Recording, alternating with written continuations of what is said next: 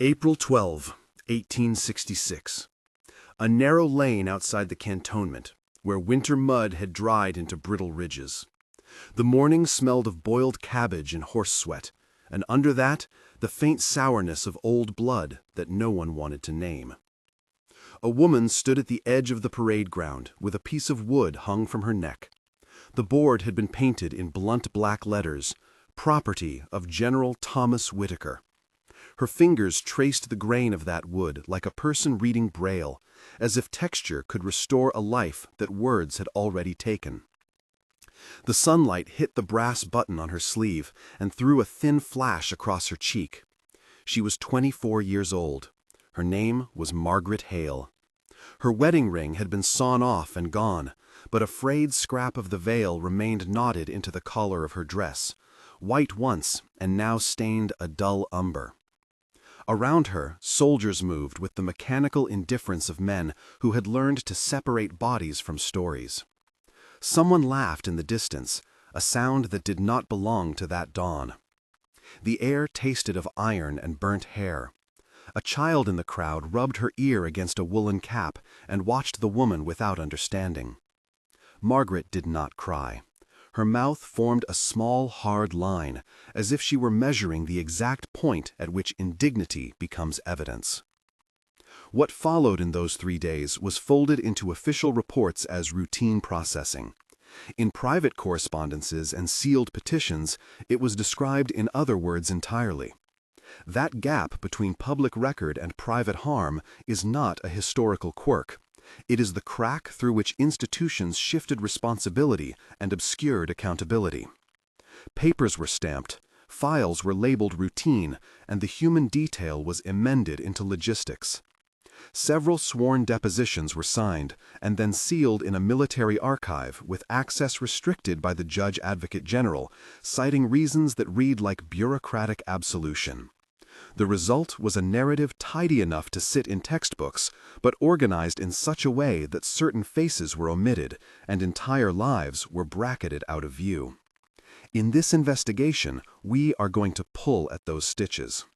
I will reconstruct the morning with the same precision a clerk used when he filed away Margaret's complaint. I will read the letters between General Thomas Whitaker and his divisional commander, the memoranda from the Provost Marshal's office, and the petition Margaret filed 3 weeks after she had been moved to the camp. I will lay out the sealed testimony that surfaced in a bound volume decades later, and the newspaper reports that changed their tone depending on who paid for the printing. We will look at a photograph taken the day after the placard appeared, its corners burned away, and the penciled margin note that said this was not an isolated policy but a precedent. What you will see is not only a single act of humiliation. You will see the patterns by which armies conceptually converted family into catalogued property, how legal language dressed the seizure in neutral procedural terms, and how memory was curated so that these women disappeared from the dominant story of reconciliation. You should know why this matters. When an institution that purports to restore order chooses language or procedure that renders a person into an item for inventory, it shapes the future. It makes certain reparations impossible and excuses certain kinds of cruelty as administrative necessity. The confusions we accept about the past inform how we judge the present. That is why archives, even when tidy and muffled, still hold faults where light can get through.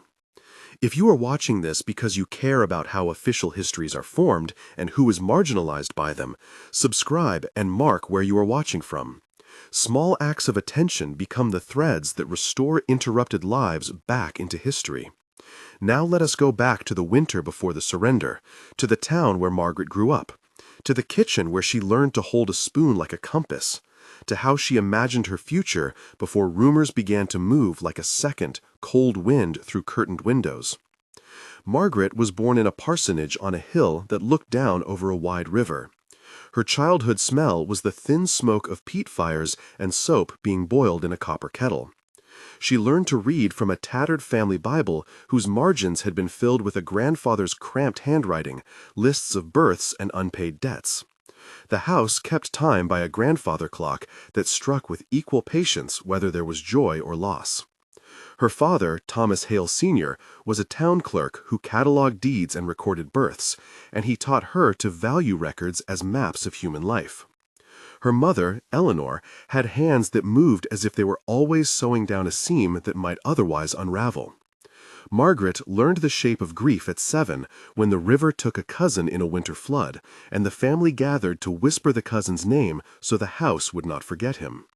That incident marked, quietly, the way Margaret would later measure absence, by the thing the house repeated when a person stopped coming through the door.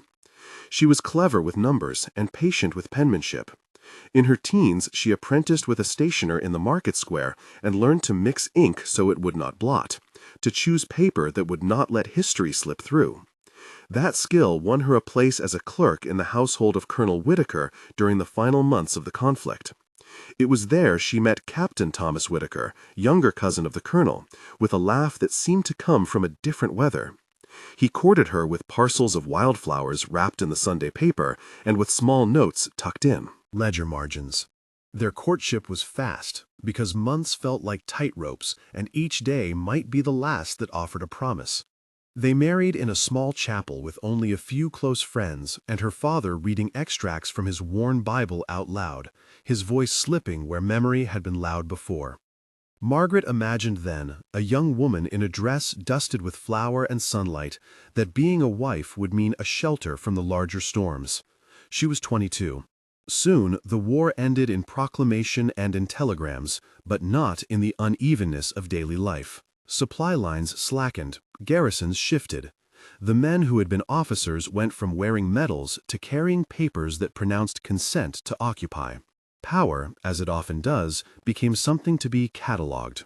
For Margaret, the promise of shelter was complicated by the new routines that filled the Whitaker household. Soldiers arrived to process captured equipment. Lists were collated. Parcels were inventoried. In a series of private letters, Captain Whitaker wrote with an economy of ink thin as a spider's thread that the army was doing what it needed to do to maintain order. Margaret read those letters and read between them, seeing a language of procedure that stripped names down to categories: officer, dependent, property. She told her sister Anna that the house felt like a ledger. Anna laughed and brushed off the remark, but in private she said to her husband, Samuel Price, that Margaret looked at the world as if it could be corrected with a single neat line. The household was full of characters who would later populate the archive of this story. There was Lydia Marks, a cook with a voice like a bell and a memory that held whole lines of the village gossip. There was Sergeant Ogle, small and watchful, who kept track of which trunks left and which stayed. Major Reynolds oversaw the division with a slow certainty that he would later file down into routine directives. Judge Advocate Lieutenant Hammond sat on the edge of things, writing opinions that sounded in print like the decisions of gods. And Esther Cole, who worked in the provincial registry and later became the person who would quietly hide a petition in a file drawer, was never one to forget a face or a loss. The backstory that mattered for Margaret was of love turned porous under bureaucratic pressure. One evening, as frost gathered on the windows, Captain Whitaker came home late. He took Margaret's hands and said, "You have kept the books in this house like you kept the flame alive. I will not be gone long." She believed him in the way people believe the sun will rise. A week later, he left with a small contingent and a promise scrawled under his signature that he would return to their cottage outside the town. 3 days after that news came of an incident at a nearby skirmish. The telegram mentioned nothing. The men who had been detained during processing. Men who were deemed to be a risk were held, their families informed in circumspect language. The door that had once opened onto a predictable domesticity began to swing with new visitors and with men who read out lists and stamped forms. The first clear rupture arrived in the form of a memorandum that used language Margaret had seen in ledger margins but never reached her full meaning: confiscation for use. It was a phrase that flattened the nuance of household life into utility. The memorandum did not bear Margaret's name. It bore the name of the unit and an authorization number. Military men came in, took inventory of the house, and recorded in formal columns that certain linens were to be retained for the division, that certain horses were to be requisitioned, that the wife of a detained officer was to be assigned to quarters for processing. Margaret watched them note the fine china her mother had kept for years, the Bible with her grandfather's handwriting, and finally, with a procedural indifference she would remember with a new clarity, the wedding ring that had once been warmed by Captain Whitaker's thumb. She asked why. The sergeant said, "We have orders." The major said, "The process protects both property and people." The judge advocate cited precedent. At home that night, Lydia made a broth and spoke in small fragments, as if each phrase could be pinned to the table without making the whole mess of things collapse. "You cannot let them do this," she said. Margaret answered, "They will call it processing." Lydia looked at her and said, "Names can be neat. People cannot." Margaret pressed her hand against the round of the old Bible and realized that the book, which had held births and deaths, was now a quiet instrument against the sweep of these new rules. That tension between the register and the living would shape everything. Margaret's intimacy with records made her both vulnerable and resilient. She knew where documents were kept. She knew the language that could blur human pain into neutral categories. She used that knowledge at first as someone clutches a raft, thinking procedural literacy will keep her afloat. She wrote a note once to Captain Whitaker on paper with a watermark. It read, "If you are detained, say how I kept the ledger." It sounded trivial, but the note was a map of her agency. When the officer did not return by the date the family expected, Margaret began to archive as if the act would preserve him. She sewed a packet of receipts into the pillow. She wrote down the names of people who had delivered parcels. That small act would later be crucial. When an official came to confirm the inventory, Margaret opened the drawer where she had stitched the receipts and produced them like evidence of a life beyond category. Memory did not remain neat. It braided with rumor. There were conversations in the market square where people suggested that the army had a right to claim spoils. There were other whispers that called any seizure theft. A woman named Ruth Carmichael, who sold candles by the church, told Margaret bluntly, "If they can strip a home of a kettle, what is left for a widow?" Margaret said nothing then, but she carried the question like a weight. At night, she wrote lists of what the house contained, not because she believed lists could stop men with orders, but because it was a way to make a case to herself that she had not been invisible. 2 months before the surrender, a patrol came with a small printed notice. It announced reorganization of dependent quarters and explicit rules for confiscated goods. The notice used language that made violence look tidy. Section 1 stated that all items of utility would be requisitioned for use by the division. Section 2 declared that dependents of detained officers would be subject to processing and reassignment. Section 3, in bureaucratic parentheses, allowed for personal items to be cataloged and returned upon discharge. The parenthesis was a mirror that reflected hope back to those who wanted it, while the main text carved a different reality. Margaret read these words and saw in them not intention but process. She set the notice beside the Bible and felt, for the first time, that being the wife of a man with a rank did not guarantee a shelter from indignity. It guaranteed exposure. During the months that followed, Margaret tried to arrange meetings with men who could influence decisions. She wrote to Major Reynolds to request an inventory plan. She asked Lieutenant Hammond what legal avenue she had to petition any seizure. She received polite replies, couched in terms that translated to delay. The letters were formalities that absorbed time. At one point, she went to the registry and spoke with Esther Cole, who had the habit of sliding petitions into drawers and forgetting them in plain sight. Esther listened, and then, with the careful cadence of someone who rarely interrupted the machinery of administration, said, "Records can be helpful if you are persistent. Bring me receipts and I will keep them." That modest promise mattered because records, when aligned with procedure, could force the machine to act in ways it had not intended. Margaret also had friendships that resisted the official language. Anna, her sister, came often and tried to be practical. Samuel arranged for small deliveries of coal. Lydia made sure there was food. These people were not dramatic by nature, but persistent. They argued in small ways that matter. There were nights when they sat by the embers and made lists of what they would do if Captain Whitaker did not return. There were mornings when the house seemed to count its losses like a business calculates bankruptcy. Margaret compiled the lists and turned them into a petition. She copied names into the margins in a tremulous hand. And she attached each item with a short note that explained why the object mattered to a life and not merely to the utility of the camp. This slow mapping between object and life would, crucially, reappear when the question of evidence became central. As the winter thawed into early spring, rumors about the surrender circulated with the force of a second wind. Some said that the commander had ordered leniency. Others said that orders were being rewritten at headquarters and that the division would soon be audited. The town waited and watched. Margaret learned to read the cadence of the messengers coming from the cantonment. A quick stride meant urgency, a slow step meant routine. It is a strange education to measure events by the gait of men. She practiced it in the doorway, hand on the lintel, and in those quiet minutes she thought incessantly of the day that, after all the petitions and inventories and polite refusals, would culminate in the placard. When the placard was placed around her neck the morning of April 12, the act was simultaneously intimate and administrative. A corporal held the board and tied the string with the efficiency of a clerk sealing a bundle. He said nothing except, "It must be marked." Another soldier, perhaps a junior lieutenant with ink on his fingers, added a small notation in the corner of the board, "Surrendered goods pending review." The words turned the humiliation into an accounting entry.